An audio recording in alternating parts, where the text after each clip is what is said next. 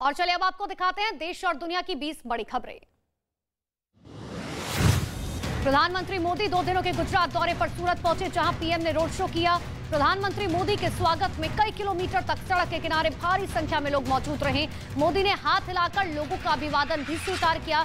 इस दौरान वहां मौजूद लोगों ने मोदी मोदी के नारे लगाए। इस मौके पर पारंपरिक परिधान में महिलाओं ने उनका स्वागत किया।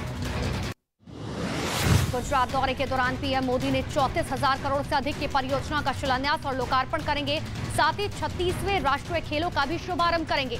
कल पीएम मोदी अहमदाबाद में और अंबाजी में होंगे। अहमदाबाद में पीएम मेट्रो परियोजनाओं के पहले चरण का उद्घाटन करेंगे और गांधीनगर मुंबई सेंट्रल वंदे भारत एक्सप्रेस को हरी झंडी दिखाएंगे। जम्मू कश्मीर के उधमपुर में 6 घंटे के अंदर 2 धमाके से हड़कंप मच गया। बताया जा रहा है कि अलग अलग जगह पर खड़ी 2 खाली बसों में ये ब्लास्ट हुआ, जिसमें बड़े नुकसान की खबर नहीं है। देर रात हुए धमाके में 2 लोगों को मामूली चोटें आईं। पुलिस मौके पर छानबीन कर रही है। बस स्टैंड पर हुए धमाके की जांच में बम निरोधक टीम जुट चुकी है। हालांकि घटनास्थल पर जांच के लिए फोरेंसिक टीम ने भी सैंपल इकट्ठा किया। जम्मू कश्मीर के उधमपुर में 2 धमाकों के खिलाफ स्थानीय लोगों में काफी गुस्सा। नाराज लोग बस अड्डे पर पहुंचकर पाकिस्तान के खिलाफ प्रदर्शन करने लगे और प्रशासन से आरोपियों को जल्द पकड़ने की मांग की गई। लोगों का दरअसल ये आरोप है कि शहर का माहौल खराब करने के लिए साजिश रची जा रही है। उधमपुर में शांति बनाए रखने के लिए लोगों ने प्रशासन से सख्त एक्शन लेने की मांग की।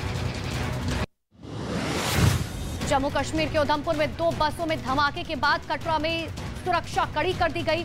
कटरा बस अड्डे पर हर एक बस की सघन तलाशी की जा रही है। शहर में आने जाने वाली सभी बसों को चेक किया जा रहा है। इतना ही नहीं, इसके साथ ही सर्च ऑपरेशन चलाया जा रहा है। डॉग स्क्वाड के साथ साथ सुरक्षाकर्मी चप्पे चप्पे पर कड़ी नजर बनाए हुए हैं।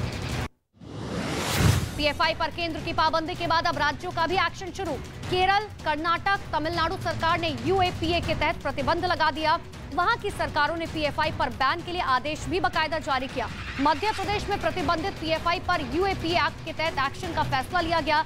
राज्य सरकार ने गजट नोटिफिकेशन भी जारी किया। हालांकि पीएचक्यू ने पुलिस को हाई अलर्ट पर रहने के निर्देश दिए।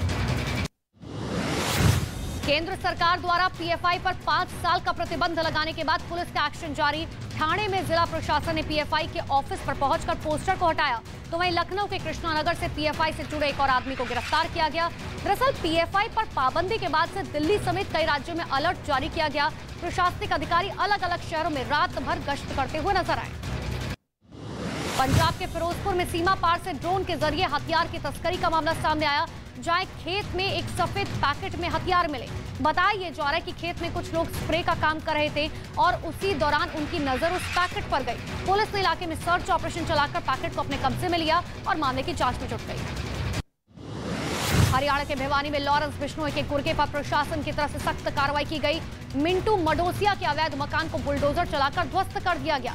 मिंटू मडोसिया पर 20 से ज्यादा केस दर्ज हैं और वो इस वक्त सिद्धू मूसेवाला हत्याकांड में तिहाड़ जेल में बंद है। पुलिस के मुताबिक ये जमीन पंचायत विभाग की है, जिस पर मिंटू ने कई साल से कब्जा किया हुआ था। हरियाणा के पलवल में ड्रग्स तस्कर कपिल गुर्जर के होटल को बुलडोजर चलाकर ध्वस्त कर दिया गया। पहले होटल के अगले हिस्से को तोड़ा गया और फिर पूरी इमारत को ध्वस्त कर दिया गया। आरोप यह है कि उसने शहर के इलाके में अवैध तरीके से होटल बनवाया था, जिसे प्रशासन की एक टीम ने बुलडोजर से जमींदोज कर दिया। हालांकि कपिल गुर्जर पर 10 से ज्यादा मामले दर्ज हैं। मध्य प्रदेश के श्योपुर में राशन में हो रही कालाबाजारी के खिलाफ एक्शन देखने को मिला। चावल की कालाबाजारी करने वाले आरोपी के मकान और दुकान पर बुलडोजर चला। इसी दौरान आरोपी हाथ में कागज लेकर कार्रवाई का विरोध करता हुआ नजर आया। साथ ही पुलिस प्रशासन पर गलत तरीके से कार्रवाई करने का आरोप लगाया। बुलडोजर कार्रवाई पर पुलिस का यह दावा है कि आरोपी ने सरकारी जमीन पर कब्जा किया हुआ था। यूपी के बदायूं में एआरटीओ दफ्तर में छापेमारी की गई, जहां पुलिस ने 14 बिचौलियों के खिलाफ केस दर्ज किया, उन्हें गिरफ्तार भी किया। इन बिचौलियों पर फर्जी दस्तावेज बनाकर धोखाधड़ी करने का आरोप है। पुलिस ने आरोपियों से 5 कार, 5 लैपटॉप समेत कई प्रिंटर बरामद किए। इसके साथ ही पुलिस ने बिचौलियों के पास से कार की हाई सिक्योरिटी नंबर प्लेट भी बरामद की। यूपी के बागपत में सरेआम हुई लूट से दहशत मची हुई है। हथियार लेकर 3 बदमाश एक दुकान में दाखिल हुए और कपड़ा व्यापारी को बंदूक दिखाकर लूट की वारदात को अंजाम दिया। हालांकि ये वारदात दुकान में लगे कैमरे में रिकॉर्ड हो गई, लेकिन वीडियो सामने आने के बाद भी सभी आरोपी पुलिस के शिकंजे से अब तक फरार है और पुलिस लुटेरों को जल्द से जल्द गिरफ्तार करने का दावा कर रही है। यूपी के मथुरा में किन्नरों के दो गुटों में जबरदस्त हंगामा हुआ। मामूली कहासुनी के बाद दोनों गुट में मारपीट भी शुरू हो गई। बीच बाजार में किन्नरों के हंगामे को देखकर लोगों की भीड़ इकट्ठा हो गई, जाम लग गया। सूचना मिलते ही पुलिस मौके पर पहुंची और किन्नरों को समझाने की कोशिश की गई। काफी देर के बाद पुलिस ने दोनों गुटों को शांत करवाया। यूपी के मऊ में मुख्तार अंसारी के सहयोगी उमेश सिंह के आलीशान फार्म हाउस में अचानक से आग लग गई। आग की लपटों पर काबू पाने के लिए दमकल की 4 गाड़ियों को लगाया गया था। काफी मशक्कत के बाद आग पर काबू पाया गया। हालांकि आग की वजह से फार्म हाउस में रखा सारा सामान जलकर राख हो गया। कुछ ही दिन पहले उमेश सिंह की 47 करोड़ की संपत्ति कुर्क की गई। उत्तराखंड के बद्रीनाथ धाम में आईटीबीपी के जवानों की बड़ी पहल। मंदिर परिसर और अलकनंदा नदी के पास स्वच्छता अभियान में आईटीबीपी के जवानों ने हिस्सा लिया। साफ सफाई की गई।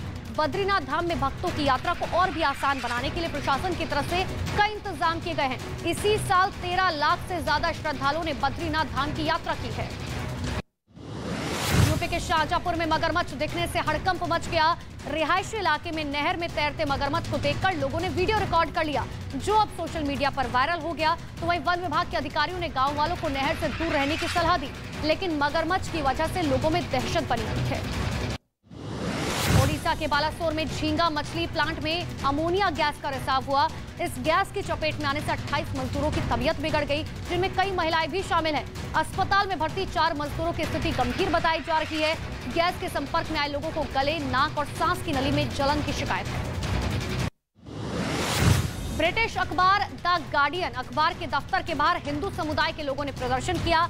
लंदन में न्यूज़पेपर के दफ्तर के बाहर नाराज हिंदू समुदाय के लोगों ने नारेबाजी की। साथ ही अखबार के संपादक के नाम से ज्ञापन सौंपा गया। आरोप दरअसल ये है कि अखबार ने लिसेट शायर की हिंसा की गलत रिपोर्टिंग की और हिंदू और भारत विरोधी तस्वीर पेश की। प्रदर्शनकारियों ने इस पर तुरंत रोक लगाने की मांग की। और ईरान की सेना ने इराक में ड्रोन से हमला किया। सेना की तरफ से लगातार मिसाइल से निशाना बनाया जा रहा है। ईरान के ड्रोन हमले में अब तक 13 लोगों की मौत हो गई, जबकि 58 लोग इसमें गंभीर रूप से घायल हुए। ईरान की तरफ से हमला उत्तरी इराक के उस हिस्से पर किया गया जो ईरानी विरोधी कुर्दिश गुट का ठिकाना बताया जाता है।